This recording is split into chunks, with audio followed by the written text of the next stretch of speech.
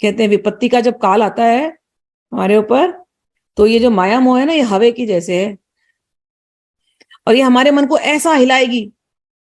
आधे लोग तो भक्ति के रास्ते चलते हैं और जैसी प्रॉब्लम आई वो पहला ब्लेम करते हैं, मैंने देखा पहला ब्लेम करेगा, अरे हमने इनकी पूजा करी थी ना इसलिए हमारे पर प्रॉब्लम होगी लगता है।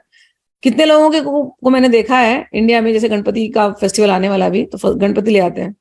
हाँ, तो अगर घर में कुछ हो गया गलत तो वो लोग गणपति ले आना छोड़ देते हैं कि नहीं नहीं, हम हमारे यहाँ ना गणपति लाना ना अशुभ होता है, क्योंकि भगवान को हम ले आए, हमारे यहाँ कुछ अशुभ हो गया। अरे तुम्हारे घर में अशुभ वैसे ही होना था, तुम लाओ या नहीं लाओ, ऐसा नहीं है उनके दिमाग में आता। तो भक्ति के रास्ते जब हम चल रहे हैं तो उतार चढ़ाव आने वाला है। भक्ति को हम बस हमारी लाइफ एकदम अच्छी हो जाएगी, अब सब कुछ हमारे पास ऐश्वर्य आ जाएगा, ऐसा नहीं है। भक्ति प्रेम का रास्ता है, अंदर में एक अलग आनंद का रास्ता है।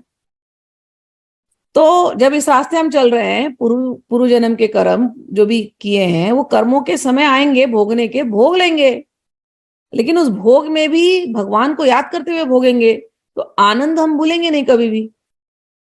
तो यहां पर वही सिखा रहे कि विपत्ति काल जब आता है तो टेस्ट हो जाता है आपका।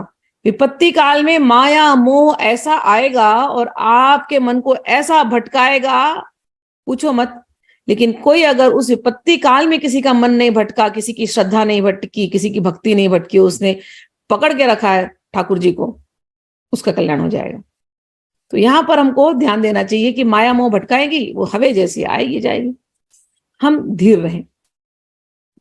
प्रभुता संपत्ति के भय मन इंद्रिन बस होई, परम धीर बिनु कैसे ही राख सके नहीं कोई। धन संपत्ति एवं ऐश्वर्य के बाहुल्य में बहुधा मन इंद्रियों के वशीभूत हो जाता है। ऐसे विषम अवसरों में कोई बिरला धैर्यवान विवेकी पुरुष ही अपने को सावधान रख पाता है।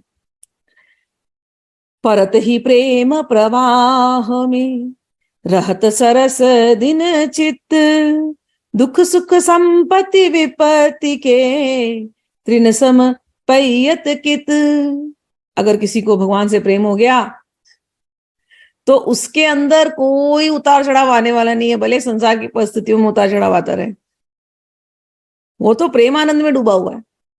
चित्त की स्थिति ऐसी होती है, उसको दुख सुख संपत्ति विपत्ति उसको घास के जैसे लगता है।